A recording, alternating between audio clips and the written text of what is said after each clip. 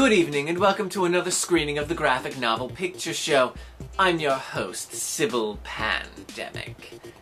Comic books, by their very nature as a medium designed for longevity, lend themselves particularly well to reinterpretation and evolution.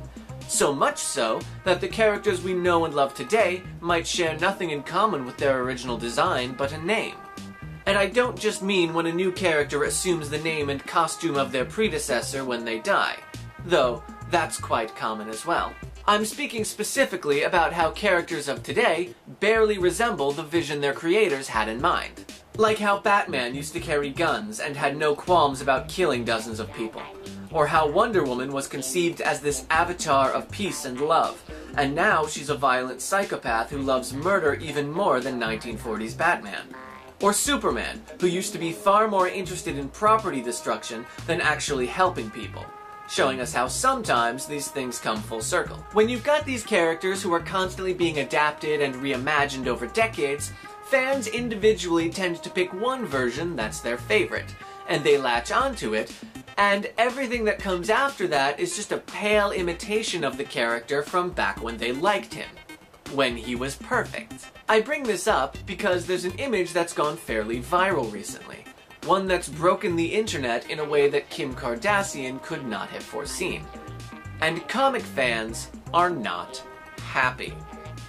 Though, saying that comic fans aren't happy is a lot like saying that ISIS is pretty crazy today. It's kind of their default state of being. I'm specifically referring to this picture. No, it's not mediocre rapper and cocaine aficionado Stitches. This is a picture of Jared Leto's Joker from the upcoming Suicide Squad movie. The new Joker for the Warner Bros. DC Cinematic Universe. Sort of. Turns out that, no. The Joker probably won't be covered in tattoos of images taken directly from the comics. He'll likely look a lot like he always has. But this whole thing has shown us a few things about ourselves. Things that we kinda already knew, but bear repeating. People hate change. And it might not even be the change itself, just the idea that at some point in the future, things might not be the same as what we're used to.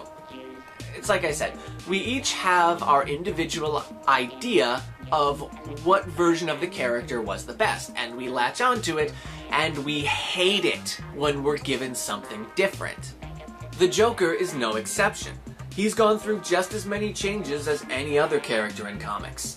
What started as a horrifying serial killer based on a figure from the silent film era would become a puckish trickster just looking for a good time, and then a performance criminal more interested in the artistry of the crime than anything he could possibly have to gain from it, to an unpredictable psychopath who thinks torture and murder are funny and can walk into any establishment and murder everyone present with no effort, almost by magic. Seriously, read Death of the Family. He kills a cartoonishly huge number of people. The Joker is an intensely popular character. I would say even more so than Batman. So when fans get set on this particular image of him, the fandom at large gets super clingy. Even when presented with something they'd like as much, if not more.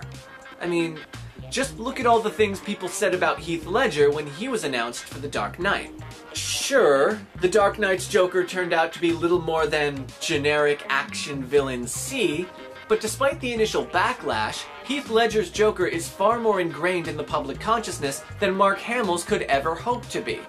Just look to YouTube and you'll see scores of unemployed virgins plastering themselves in white grease paint and rambling on into their $20 webcams about, I don't know, anarchy or whatever the hell they think that movie was about. As for myself, if we're being honest, I kinda like the picture.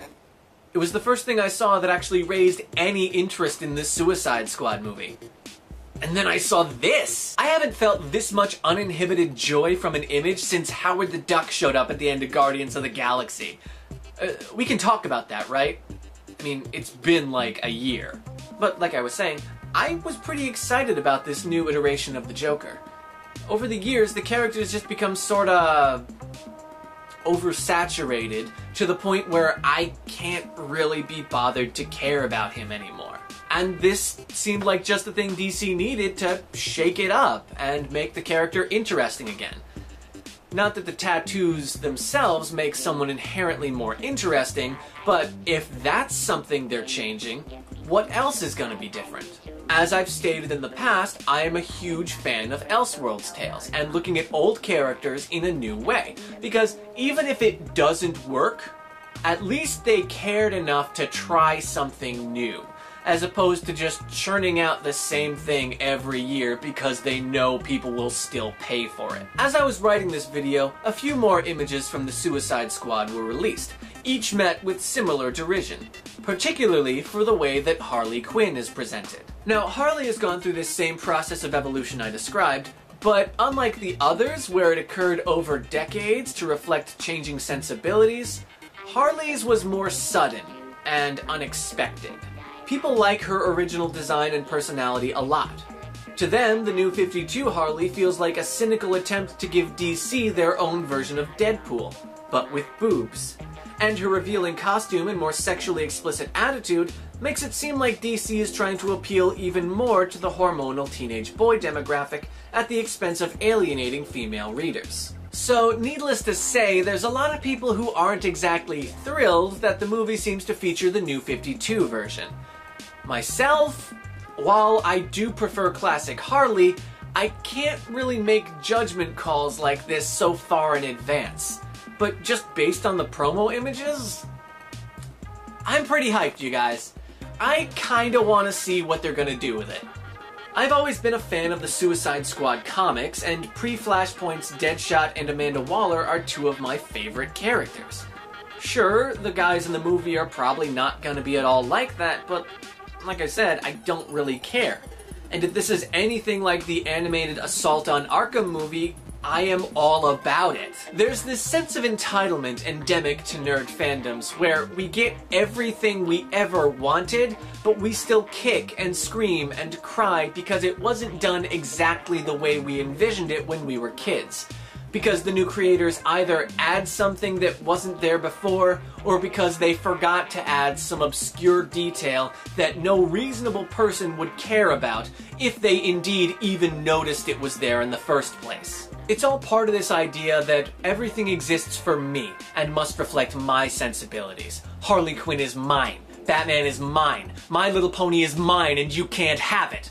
It's this toxic mindset that leads middle-aged men to pick fights with 9-year-olds over a movie, and fuels the attempts by whiny man-babies to drive women and minorities from video games out of this false sense of we were here first. It belongs to us. These things don't belong to you.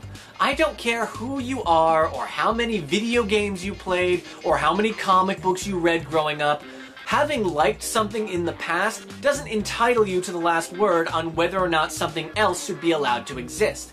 Just because you find no value in something, that doesn't mean that someone else can't enjoy it. And before someone jumps in like some scumbag MRA and accuses me of trying to silence criticism, I'm not. Criticize all you want. But if your criticism goes no further than, it's different than this other thing I like, well, congratulations on being everything that's wrong with nerd culture. I'm Sybil Pandemic, and sometimes comics are a drag.